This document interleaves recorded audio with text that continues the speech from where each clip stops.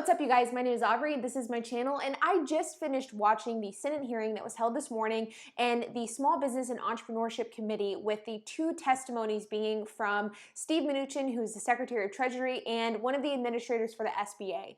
So I have gone through and I've written my notes on some of the key points that was said throughout this 2-hour hearing, some of the things that you should know, and what this means for our future regarding the EIDL program, the EIDL grant, the EIDL loan, and the PPP. So let's get started. So I'm going to be honest, one of the biggest things that I learned this hearing was that people refer to the EIDL program not as EIDL, but as EIDL, which I found to be actually quite interesting. But I'm going to be reading from my notes directly, and I will go over some of the key points that you should know. So the Senate hearing started out with Marco Rubio kind of going over and giving you a rundown of the program, specifically the PPP and the EIDL program. And he really just kind of talked about how big of a success the PPP program was. He was saying how it's considered to be the largest stimulus package since the New Deal, that whenever the PPP was passed, loans started being distributed just 7 days later, which is a huge feat in itself, and that the PPP was a kind of first program of its kind. And that even though the PPP program did not get implemented without any sort of bumps in the roads, it is considered to be overall a successful program, with 70% of small businesses applying and 93% of those small businesses being approved for the PPP. In regards to EIDL specifically, Marco Rubio did state that 1.13 EIDL loans have been distributed, totaling out to $79 billion, and 3.1 million EIDL advances have been distributed, totaling out to $10.2 billion. But while Marco Rubio had a lot of good things to say about the PPP, he wasn't quite as starstruck over the EIDL program and did admit that there is huge communication issues, there is a lot of bumps, and there are a lot of hurdles that we still face with the EIDL program. Next, we have Senator Ben Cardin, who is a ranking member of this committee, and Ben Cardin was really more critical of both the PPP and the EIDL programs. He went on to say that the programs were helpful, but we need to realize, and we cannot underestimate the fact that regardless of the improvements that we've seen in the last month, we are still in a recession with an unemployment rate of over 13%. He also goes on to state that minority-owned businesses are not receiving the assistance that was intended for them through the CARES Act, and that this really needs to be addressed. That the CARES Act was really specifically targeted towards small businesses, and it seems like there are a lot of really large businesses receiving the financial help that was intended to go towards smaller companies. Senator Cardin added some really harsh criticism to the SBA for a couple of the rules and regulations that they kind of implemented on their own despite what was said in the CARES Act. He specifically stated the fact that the SBA opened an agricultural-only application portal, and that should have never occurred. He criticized the fact that the SBA reduced the $2 million loan cap to $150,000, that they reduced the cash advance from $10,000 flat rate to $1,000 per employee up to $10,000.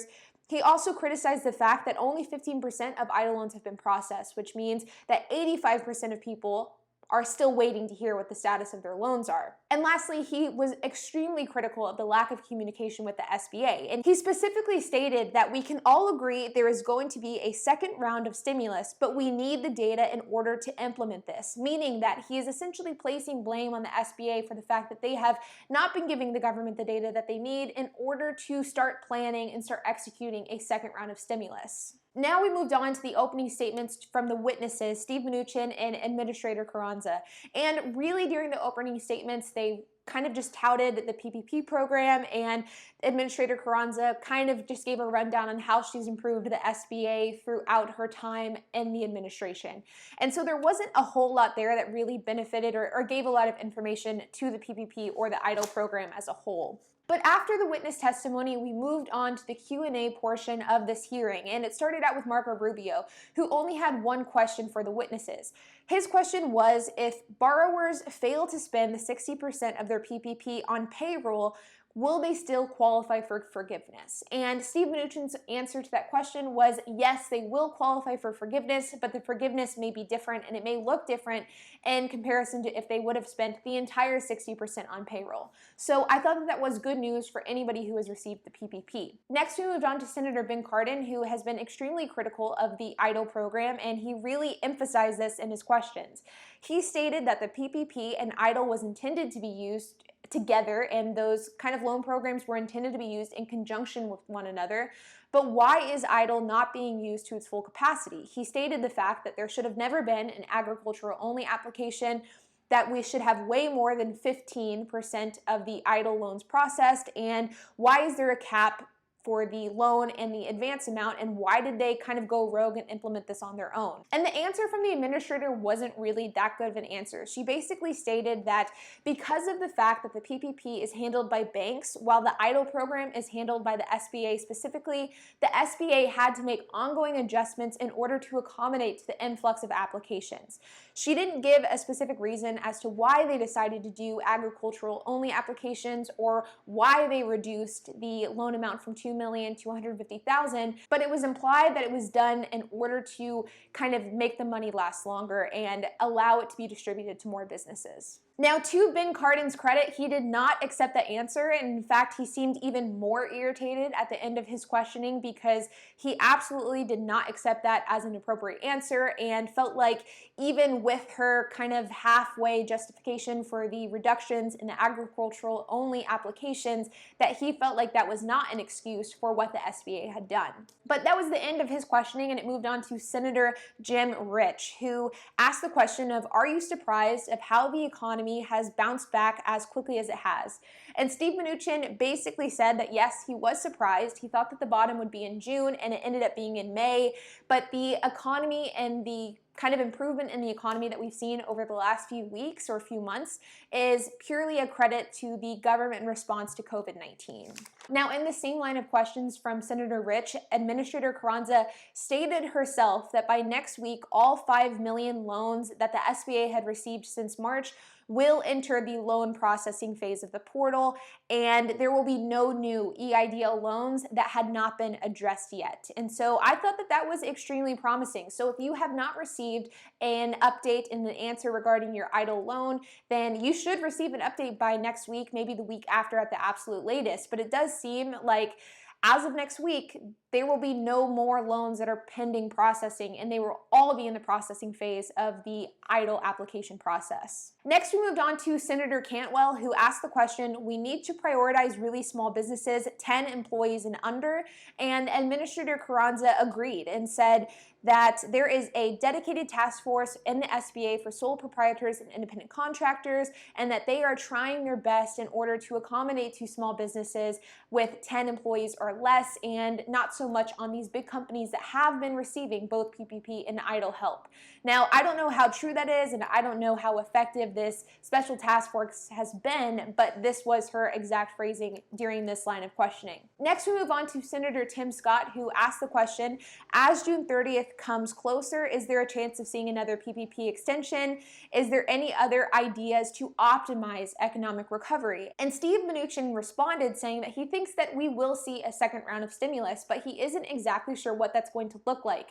He believes that though we do need a second round of stimulus, that they need to be careful in distributing that funding and that it needs to be extremely targeted, making sure that it goes only to the businesses and the industries that really need it. Next, we moved on to Senator Shaheen, and she asked the question regarding the second round of help and saying that the PPP money is running out for businesses. So a lot of the businesses that were approved for the PPP and were distributed PPP funds last month or at the beginning of this entire process, they are running out of money, and it's becoming closer and closer to where they either need more assistance or they're going to have to shut their doors for good.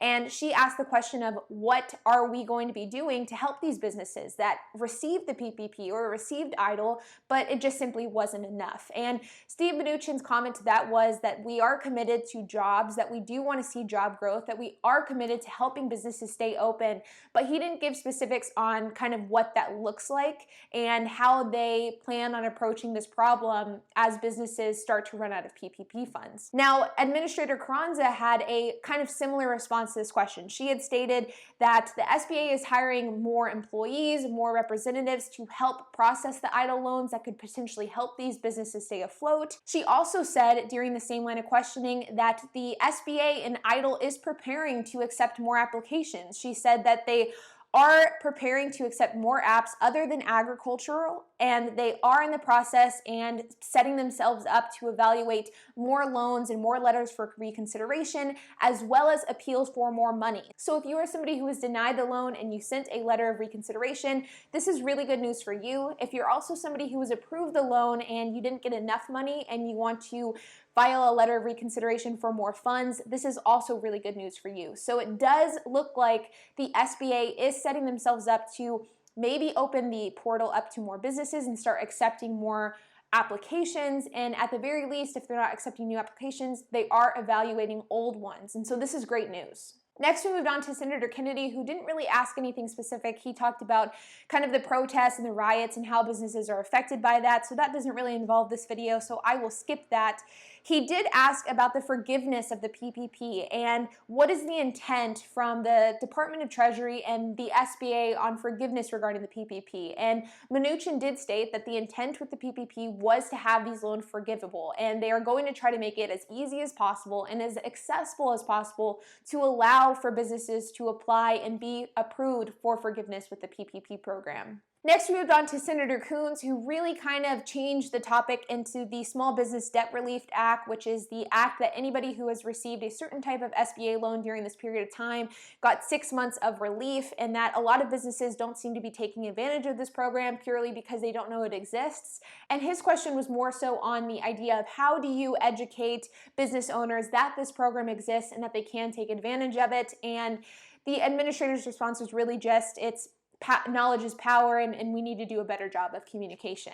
Next, we moved on to Senator Mitt Romney, who asked the question of people are concerned about forgiveness. What happens if a business gets a loan, but then they don't see a reduction in their revenue and they actually end up seeing an increase in revenue during the COVID-19 crisis, and what happens in that case? And Steve Mnuchin stated that they had intentionally left out a revenue test in the forgiveness and in the application process of the PPP. And Marco Rubio chimed in during this question as well, stating that they didn't want to punish businesses that were able to adapt and thrive during the crisis. And he used the example of a clothing store that kind of pivoted their business model to start producing face masks. And they don't want to punish those businesses that were able to pivot and profit off of that just because they accepted a PPP loan and they weren't sure at that time that they would be able to profit. And so it looks as if you were a business that got the PPP and your business ended up doing fine during the crisis, that will not affect your ultimate forgiveness with the PPP program, which is a good sign in my opinion. Next, we moved on to a couple of other senators like Cory Booker, who did not ask anything specific regarding the EIDL or the PPP program, so I will just skip over them. Next, we move on to Senator Rosen, who had a lot of concern with the Nevada economy and the unemployment rate in Nevada, which is 25%, and she expressed a lot of the same concerns as Ben Cardin, who said that there was supposed to be a $10,000 cash advance, and there was supposed to be a loan limit or a loan cap of $2 million for the EIDL program. And the SBA on their own reduced those amounts incredibly significantly. And she asked, why was this done? Why did you guys go in and make these caps? If you needed more funds, why didn't you approach us and ask for more funds and ask for more resources? And instead, why did you automatically kind of revert to decreasing the loan and advance amount in response to the influx of applications? And the administrator really just kind of said that there is a specific formula and a revenue formula that's taken into account when administrating these loans, and that based off of that formula, the average loan amount was about $83,000, and the $150,000 cap was implemented based off of the average loan amount, and that the $1,000 cash advance cap was kind of set with that same formula in mind. She basically said that they don't necessarily need more money, but in order to allow for the loans and the cash advances to go out to as many businesses as possible, they had to reduce the cap to $150,000 and $1,000 per employee. She also stated that with any excess funds that are left in the EIDL program, once the remainder of these loans and these applications are processed next week, that they will start addressing letters of reconsiderations, either letter of reconsiderations from people that were flat out denied or letter of reconsiderations from people that did not get enough from their loan and are wanting to request more funds. And lastly, we have Senator Josh Hawley, who asked the question of what is the timeline of when EIDL loans will be processed? And the administrator stated that as of right now, there has been half of the EIDL loan applications have been processed, and half should be processed by the end of next week. So by the end of next week, 100% of the current kind of outstanding EIDL applications will be at least in the processing phase. But she did acknowledge the fact that even though we've processed half of the EIDL loans, they have had an extremely high decline rate. And so with, I guess, the rest of the energy and the rest of the resources from the SBA will be used almost purely to address letters of reconsiderations and letters of appeal. So you guys, that is really the kind of cliff notes of the hearing. The hearing was about 2 hours long, and not all of the questions had any kind of relevance to either the PPP or the EIDL program. But I do think it's incredibly promising that the administrator has said that they are going to think about reopening applications, that they are going to be addressing letters of reconsideration. And I think the fact that Steve Mnuchin, the administrator, Marco Rubio, and Ben Cardin all agree that there will be a second round of funding is a huge positive sign. And it means that maybe we will get our $10,000 cash advance. And if we don't get our cash advance, maybe there will be some sort of other funding that comes from the second round of stimulus that can help compensate for the fact that we did not receive our $10,000 cash advance. All in all, I don't think that there was any sort of like life-changing news from this hearing, but I do think that it provided some clarity on a lot of the questions that we've been asking. It has acknowledged the fact that the EIDL program is a mess and we aren't the only ones who are feeling this way. And so the fact that senators and Steve Mnuchin and the administrator herself acknowledged the fact that communication is an issue, that roadblocks are an issue, that there is an issue almost all around regarding the EIDL program means that hopefully it will be addressed, and hopefully if it's not addressed during this pandemic that we're currently experiencing, it will be improved and changes will be made so that next time something happens like this, we will all be more prepared. So you guys, I hope that you found this video informative, and I hope it helped you understand kind of where we are all at with things currently. I would love to hear your thoughts and comments on the hearing and what your thoughts are on the questions that were asked and the answers that were given. So make sure to comment those down below. And while you're at it, make sure to hit that like button, hit that subscribe button, and that notification bell. And I'll see y'all in the next video.